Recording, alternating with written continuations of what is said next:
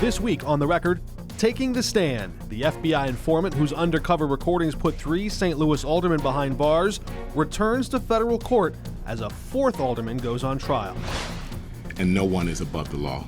Taking Trump to court, Illinois Attorney General Kwame Raoul marks 1 year of what he calls constitutional chaos. Eyes on the prize, from President Trump's pursuit of conquest in Greenland to the words of men who've won that Nobel Prize. We check the record. It's all coming up right now.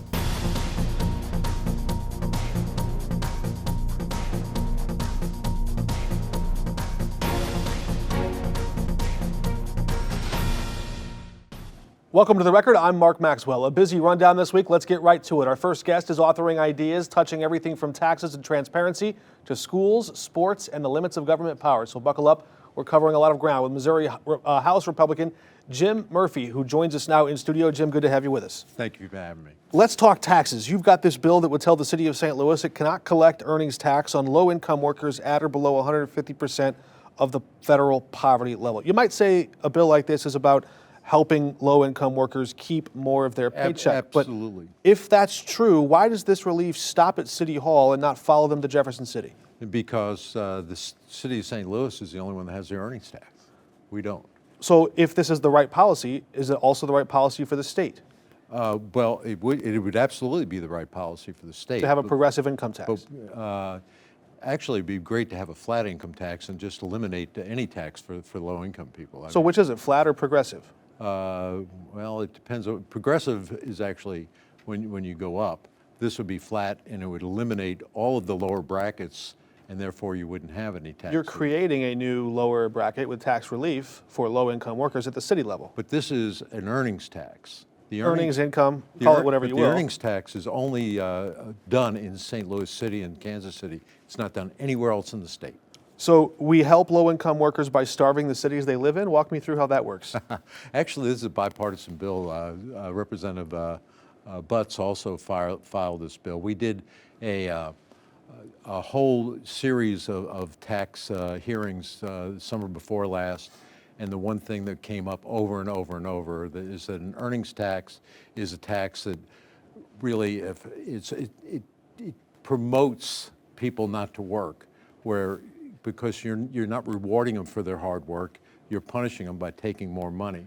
So it was decided between the two of us, a Democrat and a Republican, that the least we could do is help the lowest of low income and exempt them from it. Well, the federal income tax has existed for as long as you and I have been alive, and people have found their ways to work. So I don't know how that works. But okay. I'm going to ask you a different question about the same policy, though, because the city wants to keep its earnings tax. At what point does helping people keep more of their money turn into helping potholes keep growing? Well, if we want to believe that all of the government spends their money wisely, then I guess that's a problem. But I will tell you, we do not spend our money wisely. The government is growing at an extraordinary rate compared to what our needs are.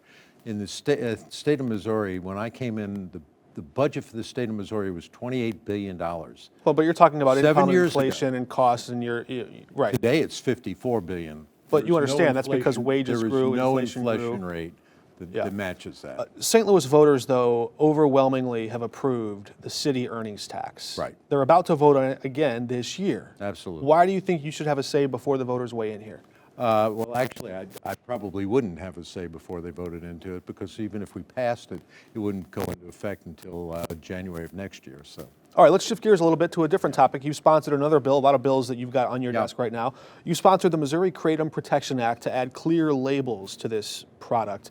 Why regulate kratom instead of just banning it outright if there are health concerns? Well, there are veterans and so forth that say they need this, but my concern is if we're going to have it on the market at all, what we have to do is protect our children. And the whole purpose of that bill is to make sure that in no way is our children, is it available to them. You've introduced a campaign finance bill that cracks down on recurring digital donations without clear consent. Absolutely. Can you name a recent Missouri race this bill would have changed in a meaningful way? The governor. Why? A state senator in Missouri was running ads all across the nation, never putting his name on the. The only state senator running for governor was Bill Eigel. Well, it was Bill Eigel. He's running for St. Charles County Executive. Right, and some of the recurring campaign contributions he was getting during governor have never stopped. He's still getting them, even though people have never heard of him. Are you suggesting politicians would trick someone into giving them money? I would say it's close to being fraud. Interesting idea. Your bill on the desk there. Do you have bipartisan support there? It passed out of committee without a single note. There you go. In the last 60 seconds I want to see if I can squeeze these two in. You got another idea, a resolution that urges the state to use public money to buy the Kansas City Chiefs, a non-binding resolution. Is the team actually for sale, or is this just a message to the Hunt family about It's a message to the Hunt family. The state of Kansas basically offered them $6 billion to build a stadium. The estimate of what that team is worth is $4.5 billion. What I would like to do is for the state to buy them for $4.5 billion and sell it back to the fans of Missouri. All right, so you're trolling a little bit there with that. All right, Yeah, okay. But every time a politician files a bill about media literacy, my ears perk up. Yeah. Your pilot program wouldn't launch for several years when there's a deluge of disinformation dizzying and drowning Americans now. Is the solution to a 5-alarm fire really a clipboard and a trial balloon? It is not. Actually, you know, it has been one of my passions. I've been trying to pass that bill for 7 years now. I don't know why it doesn't pass, but if we don't tell our kids how to process information they see on the internet, what's real, what isn't real, just like you were when you went to journalism school, you have to verify, you have to understand, what do people want me to do? Why are they giving me this message? It needs to be taught in school. Well, full disclosure and a fact check here. I never did go to journalism school. Maybe Oh. that tells you a little something. All right, There you House go. Republican Jim Murphy, thank you for joining us. Thank you. We're back in a moment. Welcome back. Our next guest, Missouri House Democrat Del Taylor. He's a St. Louis City Democrat who brings a global business background to Jefferson City, serves on budget, tax, and utilities committees. A lot going on. Thank you for joining us. Good to have you with us. Thank you, Mark. I want to, with all your work on affordability, I want to pivot first actually and start with public safety. Almost like a red flag law. You've got this proposal where a judge would step in first. Your idea says if a judge finds that someone has abused, stalked, or threatened a family member, that person loses their legal right to have a gun while that protection order is in place, or it would kick in after a domestic violence conviction. Let me ask you though, Missouri already bars felons from possessing firearms. So what specific gap in current law convinced you that judges' orders were not being enforced enough? This is before a person is actually being convicted of the felony. This is the order of protection.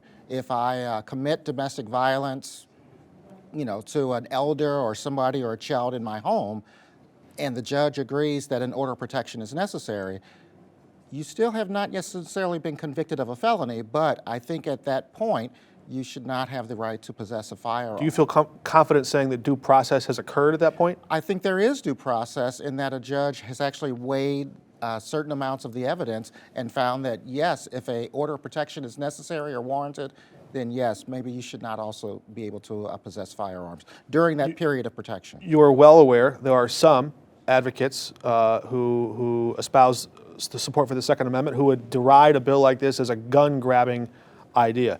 Name one Republican who would vote for your bill. We have several Republicans who are in law enforcement, and they agree wholeheartedly. In fact, Publicly? Publicly, and in fact, one of the Republicans welcomed my bill to his committee, and we had a public hearing on this. So I think you'll find that a number of Republicans that are specifically in law enforcement know and understand the danger of firearms in the hands of the wrong people. So you're saying there's a chance? I'm saying that there are some Republicans, especially those that work in law enforcement, that see the value and see the need for this. I want to switch gears a little bit if I can. You Sure. sit on the Budget Committee. If Missouri eliminates the income tax, as Governor Keogh has called for, who benefits the most? Rich folks, folks in the very top earners. Fundamentally, Mark, what we're saying here is Missouri needs to collect taxes to run basic services, and if you eliminate the income tax is a sliding scale. Those at the top pay quite a bit more than those of us at the bottom. Those of us at In sum total. in sum total. Well, even at an individual basis, you know, the income tax is about 4.7% of your income. So if you make $100,000, that's $4,700. And who ends up paying more to make the difference?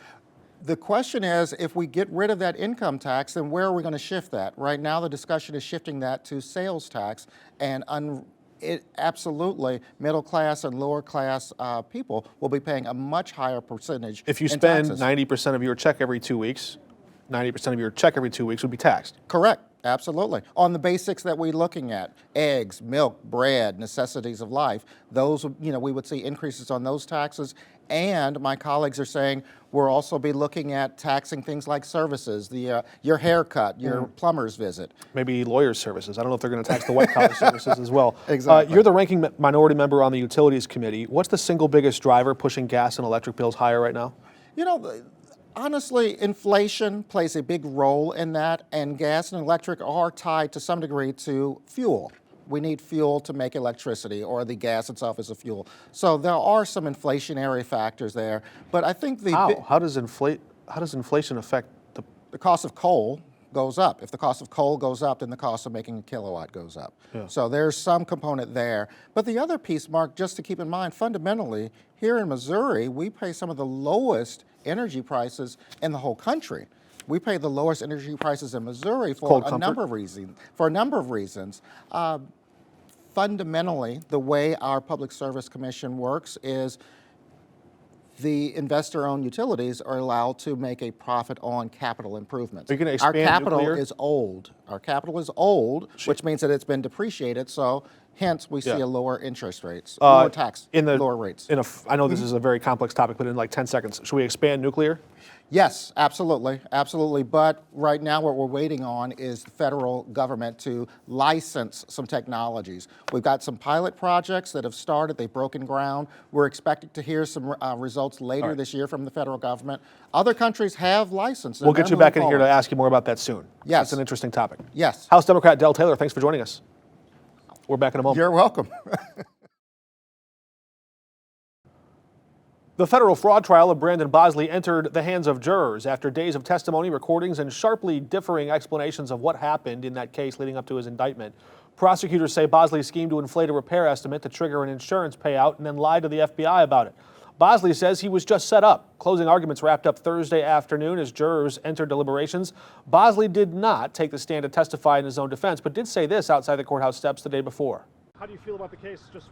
I feel like if we could go with what actually happened, it'd be a much, much different case.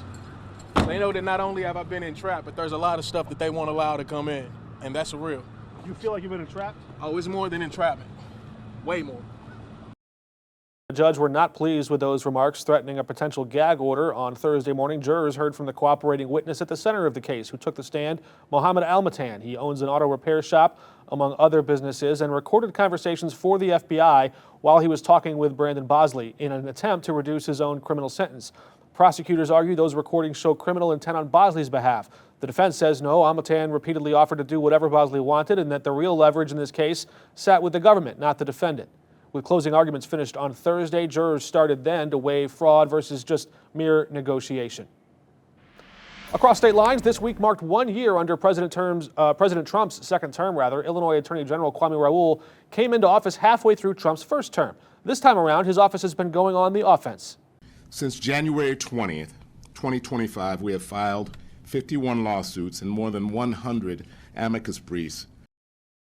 Ordinary pace, Raoul says it reflects an extraordinary moment, one he says where states are being forced to decide whether they will challenge the White House or defer to it. Raoul says Illinois' legal blitz has already blocked Trump from slashing billions in federal funds and protected the public from mass immigration enforcement, military deployments, and violations of civil rights. His unlawful actions this past year have been intended to demoralize, confuse, and exhaust. Several of those cases continue winding their way through the courts. Raoul says he's confident, celebrating one outcome where the Supreme Court has already quietly narrowed presidential power and said Trump cannot deploy the National Guard.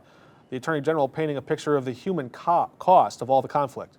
Our communities have faced mass agents with semi-automatic rifles who have created war zones by using tear gas, chemical weapons, and pepper balls against our law-abiding neighbors, including local police officers and journalists. Raoul says the ruling kept the military off Illinois streets this time, but he argues the deeper question, how often states will have to be forced to return to the courts to protect their own residents. Raoul contends that vacuum exists because the U.S. Congress has largely failed to assert itself, leaving courts and state attorneys general to do the work that lawmakers were elected to do. What does it take to win the Nobel Peace Prize, and how much more land does America need? We check the record next. Donald Trump really wants a prize, specifically the Nobel Peace Prize. He wants it badly enough that he sent a message this week to Norway's prime minister complaining he did not receive one. Trump wrote, "Considering your country decided not to give me the Nobel Peace Prize for having stopped 8 wars plus, I no longer feel an obligation to think purely of peace." In the same message, he questioned the value of America's alliances in Northern Europe, writing this: "The world is not secure unless we have complete and total control of Greenland." Complete and total control of Greenland. It's like that Woody Guthrie song, "This land is my land and your land is my land too." Greenland, by the way, belongs to Denmark, not Norway. But no matter, Trump says neither of them can defend themselves from Russia or China. Good thing they're in NATO, where we've already promised to defend them from Russia or China or any invasion. Trump says U.S. control of Greenland is vital to our national security. The U.S. already maintains a military base there. But here's a more serious question. Is our security built on the subjugation of allies? Is that true security, or is that just the illusion of strength purchased at the cost of trust? Denmark is not our enemy, Norway is not our servant, and NATO is not some favor we give out. It's an alliance we sustain precisely because strength in numbers serves our interests and our values. History is often unkind to empires that confuse appetite for strength. If the president is inclined to lean on history, he might consider the bust that sits in the Oval Office, Winston Churchill. Churchill believed in empire and spent his life defending one. And history has judged many of his views harshly. But even Churchill understood something Trump's text message does not: that a nation's strength is not measured by how much it can take, but by who chooses to stand with it when things turn dark. In 1940, with Britain facing her darkest hour, Churchill said there's only one thing worse than fighting with allies, and that is fighting without them. He didn't threaten us into helping. He made the case that we were all in this together, like it or not. Britain's survival was the world's survival, he said. And he earned our support through righteous resolve, not dictated demands. Someone else understood the power of allies in critical fights. 60 years ago, Martin Luther King Jr. stood in Oslo to accept the Nobel Peace Prize, just not for himself. I accept this award on behalf of a civil rights movement which is moving with determination and a majestic scorn for risk and danger to establish a reign of freedom and a rule of justice. I refuse to accept the view that mankind is so tragically bound to the starless midnight of racism and war. And from Oslo to O'Fallon, the echoes of that history rang in this small local gym on the day we honored Dr. King's legacy. Air Force chaplain and Bishop Jeffrey Dudley examined the actions of federal troops in city streets, of powerful politicians in public office, of civic institutions he felt censored or muted black history, and the Supreme Court considering changes to the Voting Rights Act, and delivered this blistering rebuke. It's dark in America. It's dark in America. It's dark. His provocative questions prompting the crowd there to wonder, what is our country made of? What is our Constitution? Is it merely plots of land, parcels, and paper? Or is it the morals of the men who impress their wills upon them? Are we defined by our borders or our behavior? Our reach or our restraint? Our push to expand or our promise of equal treatment under the law? Bishop Dudley encouraged that crowd to ask, what shall it profit a nation to gain the whole world and lose its soul? Perhaps history's greatest prize comes in the form of statues. And in St. Louis, 2 statues stand on opposite sides of that question. One honoring Martin Luther King Jr., the other Thomas Hart Benton, the senator often associated with manifest destiny and westward expansion. But when it came time to pass out the awards of history, John F. Kennedy, a senator at the time, picked up his pen and wrote about Benton in his book Profiles in Courage. He did not praise expansion. He praised his moral courage. Benton represented the slave state of Missouri. But when it mattered most, he opposed the expansion of slavery into new territories. Benton chose liberty over land, principle over popularity, equality over expansion. His prize? It cost him his Senate seat. King made that choice in Oslo, Churchill made it in 1940, even Benton made it in the end. Maybe history measures great empires in square miles, but our country is great not because we're big.